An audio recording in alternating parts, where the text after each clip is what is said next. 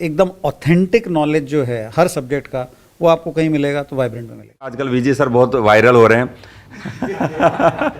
अमन Agarwal sir के साथ photo आया सर का। 7 तो छोड़ो, 5 या 4 डायरेक्टर भी अभी कोचिंग चला रहे हो अपनी, सबके लगभग बंद हो चुके हैं। मेरे हिसाब से तो सर छोटी मोटी कोचिंगों के जितना टर्नओवर होता होगा उतना तो आपकी बुक्स बेच कर आ जाता होगा।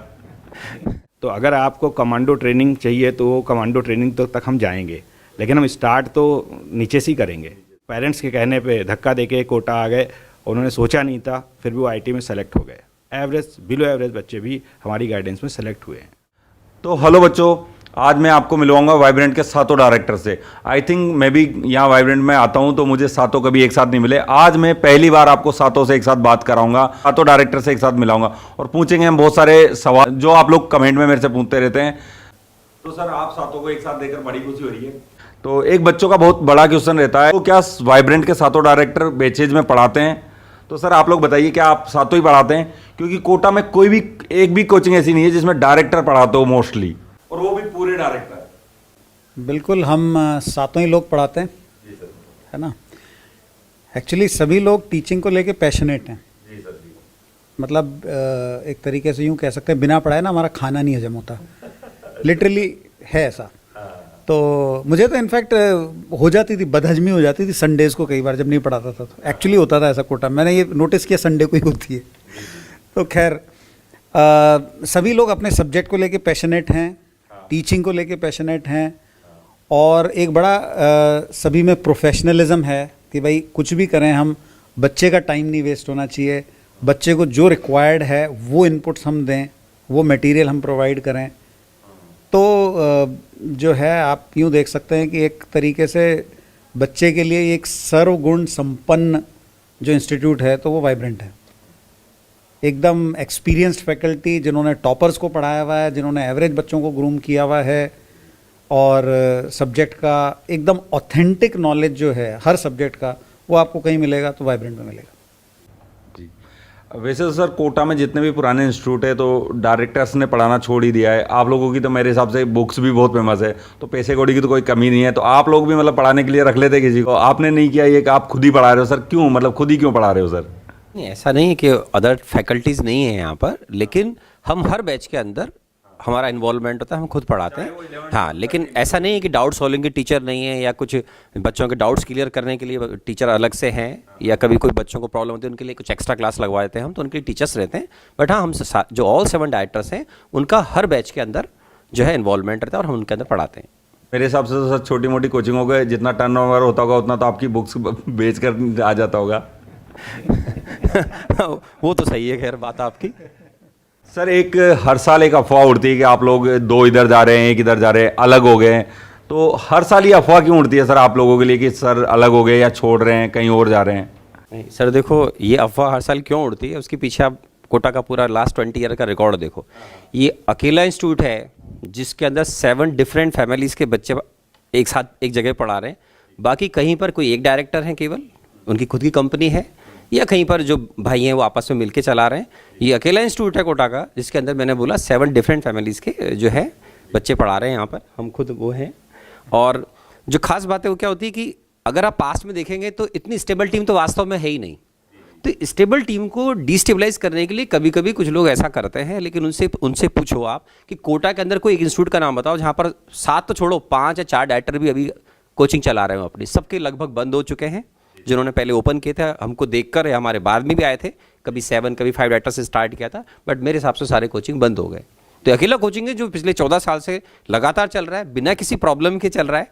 और ये जो रूमर्स आते हैं, मैंने बोला ये इसीलिए आते हैं शायद कि इतनी स्टेबल टीम को डिस्टेबलाइज करने के लिए वो सोचते हैं कभी कभी। तो एक क्वेश्चन मैं स्पेशली विजय सर से पूछूंगा, आजकल विजय सर बहुत वायरल हो रहे हैं। अमन अग्रवाल सर के साथ फोटो आया सर का, और अमन अग्रवाल सर ने भी बोला विजय सर के लिए कि अब विजय सर हमारे साथ पढ़ाएंगे। तो क्या सच है क्या सर, आप यहाँ से जाके वहीं पढ़ाओगे अब अमन अग्रवाल सर के साथ? सच ये है कि मैं ऑनलाइन अपनी कक्षा में पढ़ाऊँगा, और वाइब्रेंट एकेडमी में जो मैं करता आ रहा हूँ फ्रॉम द बिगिनिंग 2009 से, वो कंटिन्यू होता रहेगा।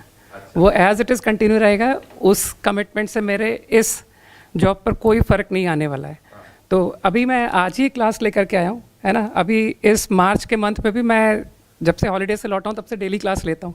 है ना, सेठिया सर ने कहा ना कि वो क्लास नहीं लेने से बदहजमी हो जाती है। तो हमारे बोर्डम या हमारे जब हम कहते हैं ना कि हम फ्री हैं, तो हमको सबसे ज़्यादा खुशी किस में मिलती है? क्लास लेने में। तो जो ऑफलाइन क्लासेस है वो मेरी एज इट इज़ कंटिन्यूड है।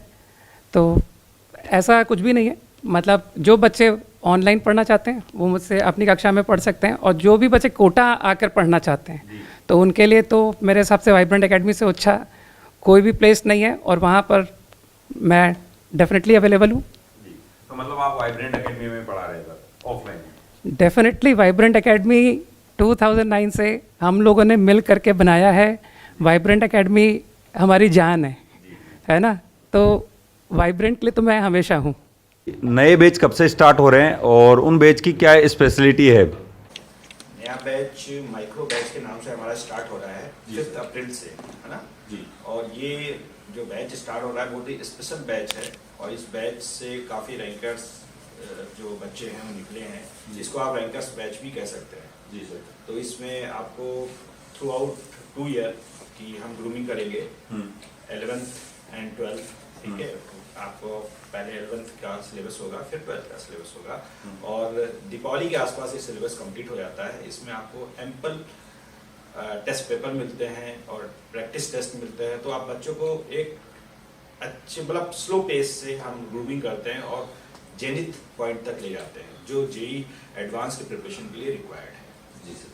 सर एक क्वेश्चन और है मेरा, जैसे बच्चे जनरली ये बोलते हैं कि यार वाइब्रेंट तो मेरे लिए नहीं है, मैं तो एवरेज बच्चा हूँ, वो तो टॉपर्स के लिए है, मैं तो एक्स कोचिंग है उसमें ही नहीं अपना सिलेबस पढ़ पा रहा हूँ, तो वहाँ तो मैं झेल ही नहीं पाऊँगा सर लोगों को। तो क्या आप लोग इतना टफ पढ़ाते हो क्या सर? नहीं, ऐसा नहीं है। जो हम लोग तैयारी कराते हैं 0 लेवल से स्टार्ट करते हैं, इवन एनसीईआरटी इंक्लूड करते हुए सारी चीज़ों को हम अपने लेक्चर में एनसीईआरटी भी इंक्लूड करते हैं, क्योंकि हम 11th 12th जो रिक्वायर्ड बोर्ड के लिए प्रिपरेशन है वो भी हम कराते हैं। तो ऐसा नहीं है कि हमारी स्टार्टिंग 0 से ही होती है और फिर हम लेवल पे जाते हैं, क्योंकि आईटी जेई का एडवांस का जो लेवल है वो उसके लिए आप जानते हैं, उसके लिए आपको एक अच्छी प्रिपरेशन चाहिए। तो अगर आपको कमांडो ट्रेनिंग चाहिए तो वो कमांडो ट्रेनिंग तक हम जाएंगे, लेकिन हम स्टार्ट तो नीचे से ही करेंगे, है ना।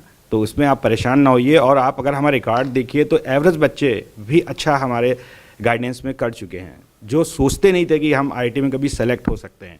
ऐसे बच्चों के मैं नाम बता सकता हूँ जिन्होंने आईटी पेरेंट्स के कहने पे धक्का देके कोटा आ गए, उन्होंने सोचा नहीं था, फिर भी वो आईटी में सेलेक्ट हो गए। एवरेज बिलो एवरेज बच्चे भी हमारी गाइडेंस में सेलेक्ट हुए हैं।